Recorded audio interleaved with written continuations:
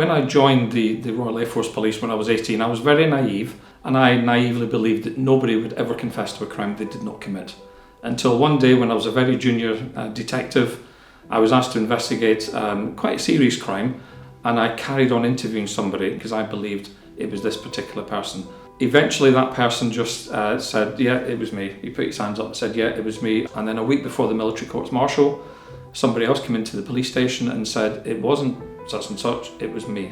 That was one of the main reasons I got into psychology, because I didn't believe until that point that anybody would ever falsely confess to a crime they didn't commit. I think first of all we have to remember that police interviews are very daunting environments for suspects to be in, and police interviews take place behind closed doors, which makes it an environment that's fertile for police abuses and human rights abuses to take place. The Innocence Project calls for the recordation of custodial interrogations as really a foundational reform. This is a way to figure out what transpired during the course of an interrogation.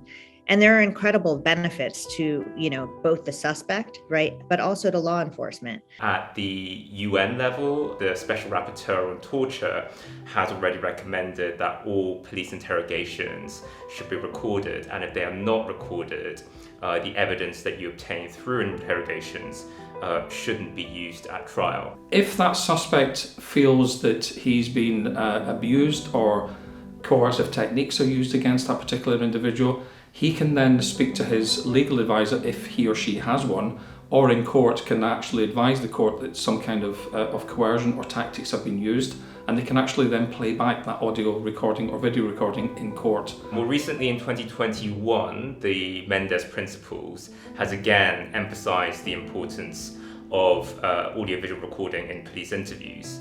The Mendes Principles was a 4-year process with 15 international steering committee, experts from around the world, including psychology, human rights, criminology, terrorism, etc. And through that 4-year process, we were able to develop a set of principles to say, this is how we can improve practice. My view would be it actually protects and helps everybody concerned in that process. So for example, if somebody wants to make an accusation against the police officer or against the interviewer, if we have an audio recording or a video recording, we can either prove or disprove that allegation. So it's absolutely vital that we have that equipment and that audio or video recording available. Recordation of interrogations absolutely protects suspects by ensuring that their rights are protected in the interrogation room. It creates a deterrent against improper or coercive interrogation techniques or methods that might lead to false confessions.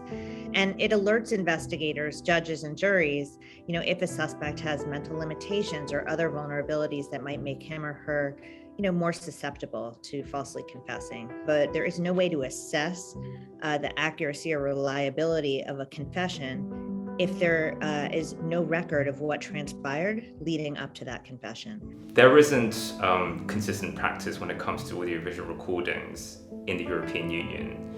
In some countries like Croatia and Ireland, there are laws that say that police interviews should be recorded. We need to really emphasize that audiovisual recordings aren't on their own going to eliminate human rights abuses that take place in police stations. You need both audiovisual recording and the presence of a lawyer.